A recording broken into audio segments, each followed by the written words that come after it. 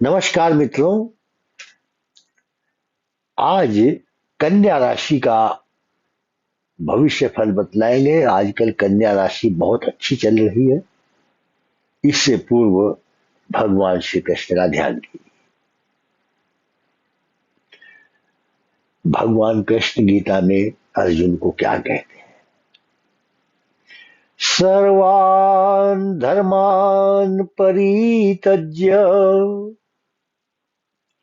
मामेकं शरणं व्रज, अहम त्वाम सर्व पापेभ्यो मोक्षयिष्यामि मा शुच। हे अर्जुन, तू सब धर्मों को छोड़कर, सब तनाव को भूलकर मेरी शरण को प्राप्त हो जा। अहम त्वाम सर्व पापेभ्यो मोक्षयिष्यामि मा शुच। मैं तुम्हें सब दुखों से, सब कष्टों से दूर करके मोक्ष को प्राप्त कराऊंगा।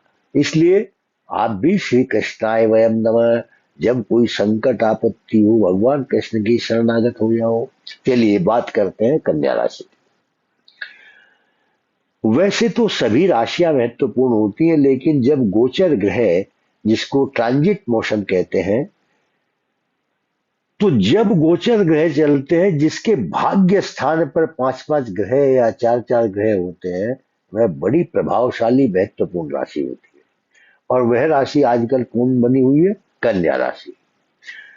तो यह वीडियो उन लोगों को ज्यादा सुनना और मनन करना चाहिए, या उनके रिलेटिव भी सुन सकते हैं जिनकी कन्या राशि है, जिनका हस्त नक्षत्र, चित्रा का दो चरण, चित्रा नक्षत्र के दो चरण,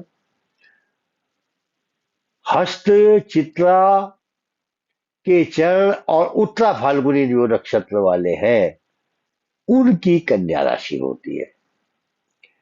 तो कन्या राशि वालों के लिए पंचग्रही योग 6 तारीख तक नवम भाव भाग्य स्थान में बन रहा है। यह बहुत अच्छा योग है, चाहे आपका कन्या लगन है या आपकी कन्या राशि है। तो क्या क्या ग्रह आपके नवम भाव में आएंगे? नवम स्थान भाग्य का होता है। बृहस्पति वहां 1 मई से आ ही गए हैं, सूर्य 14 तारीख को आ गए हैं, शुक्र मंगल बुध का भी वहां पर आगमन हो रहा है। 6 तारीख को यह पंचग्रह योग आपके लिए बहुत बड़ा गज केसरी योग बना रहा है। तो जो कन्या राशि के अधिकारी हैं, उनके प्रमोशन होंगे, उनको उच्चाधिकार प्राप्त होगा, आपके भाई बहनों का सुख आपको प्राप्त होगा, आपकी धर्म कर्म में रुचि बढ़ेगी, भाग्य वृद्धि होगी, निरोगताम शत्रु जयम से सौख्यम गुरु दशा वांछित मातनोति।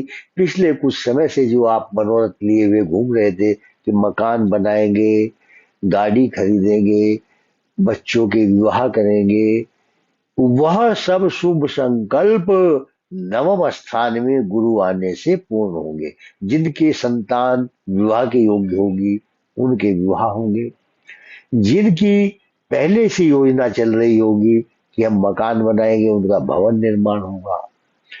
और जिनको कहीं रुका हुआ धन मिलने की अब तक प्रतीक्षा चल रही थी, या आपका वाद विवाद मुकदमा चल रहा था, उसमें विजय प्राप्त होगी। आप जो लोग कल तक आपके रिलेटिव आपसे सीधे मुंह बात नहीं करते थे, या आपके मित्र आपसे मुख मोड़ लेते थे, अब उनके अपने आप टेलीफोन आपको मोबाइल नंबर से फोन आने शुरू हो जाएंगे, क्योंकि शुभ ग्रह आ रहा है। अब सब चीजें अच्छी हैं, इसमें नेगेटिव क्या है? भगवान जिन्हें खुशियां देते हैं, उन्हें गम भी मिलते हैं, और जहां शहनाई बजती है, वहां मातम भी होते हैं। तो सब समय एक जैसा नहीं रहता, लेकिन कई बार ऐसी विकट परिस्थिति बनती है, एक तरफ बहुत बड़ी खुशी होती है, एक तरफ बहुत बड़ा गम भी मिल जाता है। हमने बहुत लोगों के यहाँ पिछले अनुभव में देखा है किसी के यहाँ शुभ कार्य हो रहा है, विवाह शादी हो रहे हैं, किसी को दुर्घटना हो जाती है बारात में, या कन्या पक्ष वालों के यहाँ बारात आ रही है, उसमें कोई दुर्घटना हो जाए, एक्सीडेंट हो जाए, किसी की डेथ हो जाए, कुछ भी इस प्रकार की घटनाएं हो जाती है।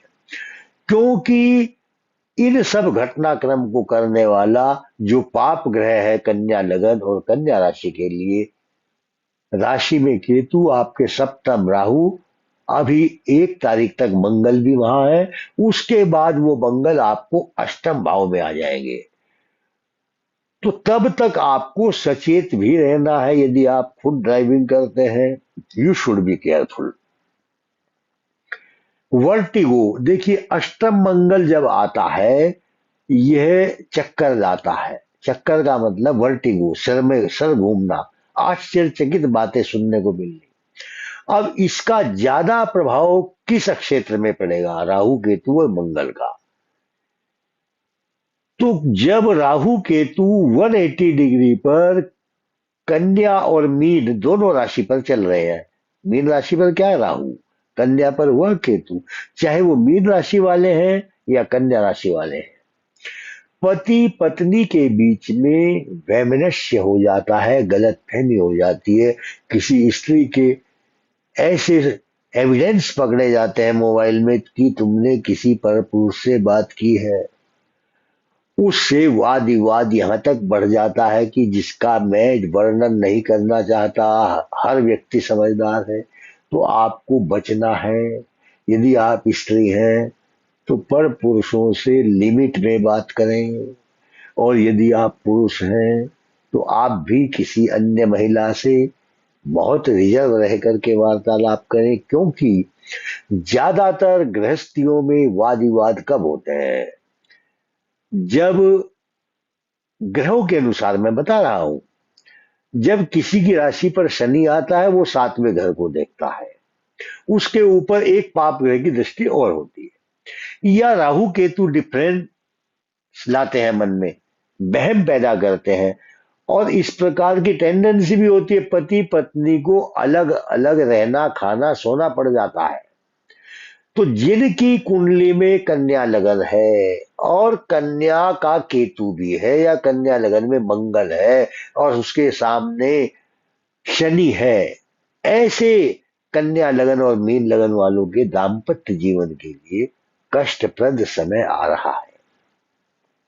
और यदि आप मीन राशि के हैं, अपोजिट राशि आपकी मीन है, तो आपकी पत्नी का कोई ना कोई, या पति का कोई ना कोई छोटा मोटा ऑपरेशन होगा। और यदि आप कन्या लगन, अगर कन्या राशि वाले हैं, तो भी आपके पति के स्वास्थ्य के लिए समय अच्छा नहीं होगा। और यदि आप पुरुष हैं तो आपकी पत्नी के स्वास्थ्य के लिए ये 2 महीने अच्छे व्यतीत होने वाले नहीं है। आप रास्ते में चलते हुए भी दुर्घटना से बचें। रास्ते में जितने भी हिंसक काटने वाले जीव जंतु मिलते हैं, पशु पक्षी मिलते हैं, आजकल हम देख रहे हैं कहीं कहीं सड़क दुर्घटना में गाय बैल आवारा पशु घूमने वाले मिल जाते हैं, कुत्ते काट लेते हैं, बंदर हानि पहुंचाते हैं। तो केतु और राहु और मंगल का इस प्रकार का घटनाक्रम होता है, उसमें मानव जाति तो कष्ट देती है, पशु पक्षी भी कष्ट दे जाते हैं। तो आपको इसका उपाय के लिए क्या करना है? आपके घर में खुशियां ही आए, कष्ट ना आए। यदि आप विवाहित हैं, शादीशुदा है, और आप पुरुष हैं, तो आप अपनी पत्नी के लिए दुर्गा सप्तशती का पाठ करें, कवच का पाठ करें। और यदि आप स्त्री हैं, आप अपने पति की दीर्घायु के लिए मां भगवती से प्रार्थना करें।